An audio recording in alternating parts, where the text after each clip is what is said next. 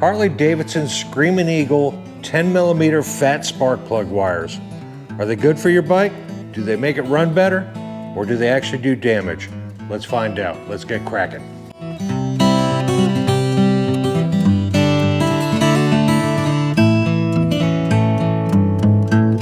For $29.95, I wanted these because they are orange, and I really love the Harley colors of black and orange. I think it'll go well with the black bike. The part number for this particular Phat Spark Plugs is 31902-08A. Country of origin, Mexico. Now, a couple of thoughts.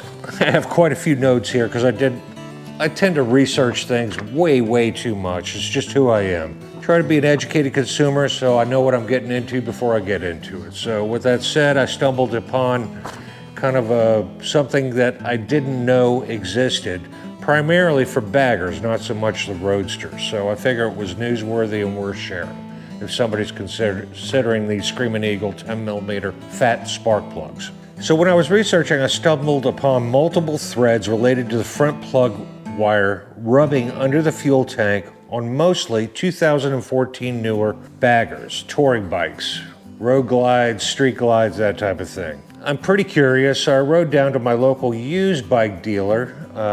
They're in Fredericksburg, Iron something. I'll put them down below, but they normally have like 50 used Harleys in stock. And I took a look around at their inventory, and they had several street glides and several road glides, total of 6 in stock that had the rubbing of the wire, to the point where it's broken the casing on the actual wire, and you're starting to see the core of the actual spark plug wire. Sooner or later, that's going to leave some poor soul stranded. So if you own one of those bikes, you need to go out and inspect your OEM stock spark plug wires for your baggers. Take a look at them. So I rode down to the Harley dealership and talked to the parts person. I was getting ready to buy these. They said, well, while talking to the parts person, he mentioned that they don't push the Scream'n Eagle plug wires for use on EFI bikes. That didn't make much sense to me, since Harley recommends them when you take a look and you pull up your bike by model and year and go to the Scream'n Eagle parts, ba-boom, there it is, waving in front of you, trying to get you to buy it and drop your 30 bones on it. So I asked him, and he said, quite frankly, I don't know. I appreciate his honesty and candor there, quite frankly.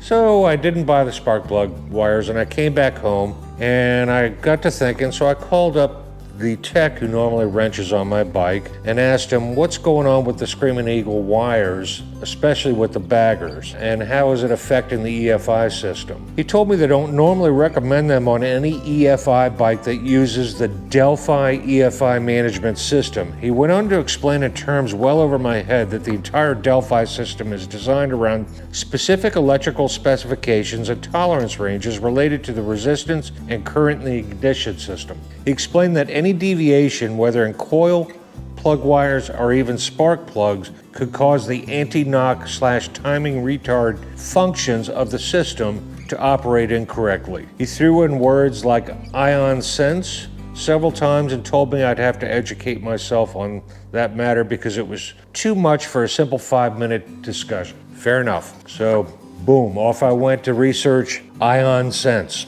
What I came up after researching that, if you own a bagger, first of all, do these improve the performance of your bike? The answer is no. No, they do not. They are strictly cosmetic, so if the color change is worth it to you, to have orange, yellow, or red spark plug wires, then by all means drop your 30 bucks. Going from 8mm to 10mm offers no difference in the current that it's flowing. It would take a much more built motor, something like a 12-second Harley, optimize what these are capable of, so it's overkill for your bike. Let's be clear on that. Do they look cool? Yeah. Do they do anything? Nope. Not for pretty much a bone stock Harley that doesn't have any severe motor work on it to make it go fast. So if you have that rubbing issue and you're starting to break through on your wire, my advice to you is A, don't buy these. B, just replace it with an $8 OEM front spark plug wire and be done with it and motor on down the road. Many people, when they run into this problem, go out aftermarket. Two big aftermarket manufacturers of spark plug wires for Harley-Davidson that most people trend towards are MagnaCore and Taylor Surmax. I'll put links to them down below as well. Now, researching what the tech had shared with me, He's absolutely correct, and that any change in resistance can affect the ion sensing. That is why the dealership recommends their spark plugs and advises against aftermarket spark plugs as well. Having said that, plenty of people have gone to aftermarket plugs and plug wires for years without issue. Fact is, most of us wouldn't know if the ion sensing isn't working properly most of the time. I believe every word of that. But there are those that will complain that they are getting more pinging than normal and start to blame it on the tune and don't even think about the fact that they just changed to a different brand of plug or plug wires, and that may in fact have caused their issue. If you're running pretty close to a stock engine, I see no reason to switch to the Scream'n Eagle plug wires. Could you run them without issue if you just had to have a specific color? The answer is yes. More times often than not, you're not going to have any issues running these even with your EFI bike, but it is possible and you need to know that. So net conclusion is I would just stick to the stock wires because you know the system will work as it should. The use of these wires could make the anti-knock feature stop working due to having a different resistance. Now this was a tidbit or nugget of information that I found. The Delphi engine management system does use something called ion sensing to detect incomplete and abnormal combustion. That system uses the plugs and wires as a form of sensor to provide feedback to the ECM instead of a separate knock sensors or other type of sensors. Use of non-standard plug wires and some types of non-standard plugs have been known to affect that system. I'm not aware of a big problem with the use of the normal style platinum plugs with the system, but many low resistant, supposedly high performance plug wires will affect it. Thus, the recommendation is stick with stock wires and spark plugs. So there you have it. I'm going to go ahead and install these. I did purchase them, and I'm going to go ahead and install them on my bike. It's not rocket science. I'll do a quick video at the end of this video to show the install on this particular bike. And moving forward, if I experience any problems with it, then I'll do an update. I'll be sure to hang on to my stock wires and put them on the shelf so I can always go back to them if I experience any issues. But I thought it was pertinent information and newsworthy to get out to you, the public, should you own any of these bikes, to make you an educated consumer. Harley-Davidson provides some dielectric grease as well, which I'm always glad when they throw in these type of tidbits, otherwise most people wouldn't use it. There's a wire tie of some type up in here that looks like a single use, so I don't think I'll be able to reuse it. In this particular case, there's a single use wire tie that has a push plug that plugs it in. I'll have to go down to the dealer and pick one of these up.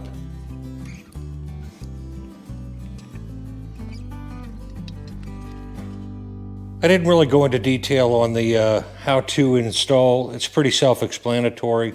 I just got to go down to the Harley shop and pick up one wire tie plug, and I have a wire tie, just a zip tie on it right now to hold it in the meantime until I make that happen.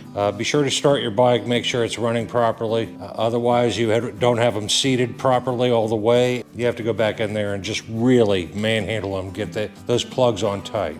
Be sure to use your dielectric grease on it on each end of the plug wire as well. In conclusion, I hope this brought to limelight and it educated many of you on what you're looking at and what you're getting into and possibly what might be some of your problems with your fuel injected bikes if you change some of the components on the spark plugs, the coil, or the actual spark plug wires. So bear that in mind. With that said, we're going to wrap this video up. There's my ghost dog, Daisy May, telling us that we need to finish this up. If you like this video, give it a thumbs up. If you didn't like it, give it a thumbs down. If you want to see more in the future, hit that subscribe button right down there in the corner.